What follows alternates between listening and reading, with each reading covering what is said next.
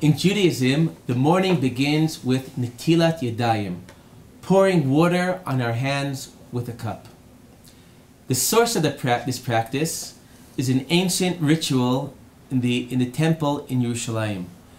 Each day, the Kohanim, the priests, before beginning their service in the temple, would do a ceremony called Kiddush Yadayim V'Raglayim.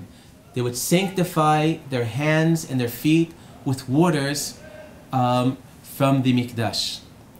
Now, in fact, to understand the meaning of our daily practice of netilat yadayim, we have to understand the nature of this ancient practice of the Kohanim. In many ways, every day, the Kohanim, before beginning their service in the Mikdash, would reenact the process of dedication. They would go to a mikvah, and after immersing themselves in the mikvah, they would put on their special clothing as Kohanim, and they would complete the process by Kiddush Yadayim V'Raglayim, which Kiddush is to sanctify, by sanctifying their hands and their feet. And one may ask that seemingly Aaron and his children were sanctified to become Kohanim. This is a status given over, hereditary from father to son. Why is there a need daily to reenact this ceremony? And I think the idea underlying this is something which we capture in the prayer we say at the beginning of each morning, Moda'ani. A Jew begins the morning by thanking God for returning to him his neshama, his soul. And what this reflects is a view that each night our neshama, our soul, leaves us. And in the morning we are born anew, and we are given back life, given back our neshama, our soul. And this perspective allows us to wake up in the morning and look at life, look at the world anew. Look at it with new eyes. And in the context of the Kohanim, they have a status. They have a role and a mission. They've been designated for that many generations ago. But it's important every day when they wake up anew to become conscious who they are, what their role is, and the way they do that is by every day rededicating, re-sanctifying their hands that do the service in the Beit HaMikdash. And by saying that each of us in Am Yisrael, we begin our mornings by netilat yadayim, washing, by doing what the Kohanim were doing in the Beit HaMikdash, is a way of saying that all of us, on some level, are Kohanim. As the Torah says that the Jewish people are Mamlechet Kohanim V'Goy Kadosh, a nation of priests. And when we stand facing the world, we look at the world as an immense temple. We look at the world as an immense arena that we have a purpose, and the purpose there is to serve.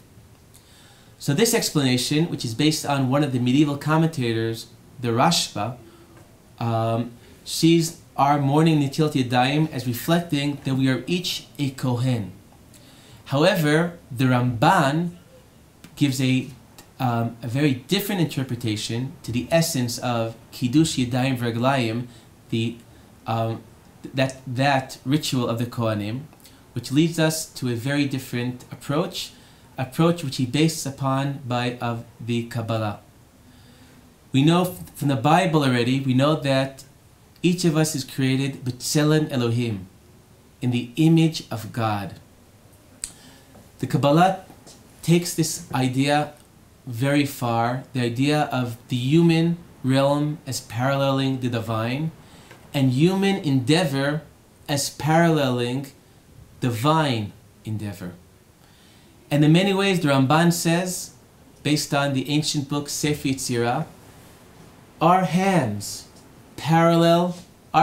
which do our work, parallel the hands of God, the creative aspects of God.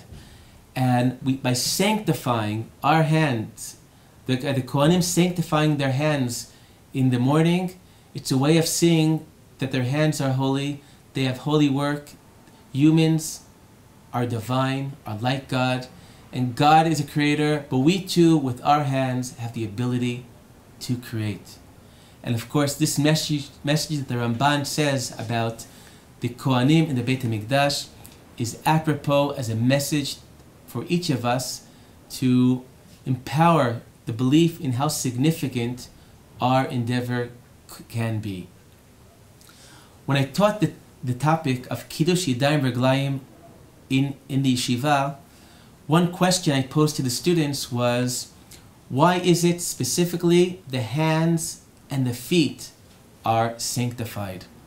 And one of my students answered is that if you look carefully at the pasuk in the Torah, the pasuk calls us to do Kiddush Yadayim Reglayim when we are coming to the Ohel Moed, the tent of meeting, or when we're going to serve on the Mizbeach, on the altar.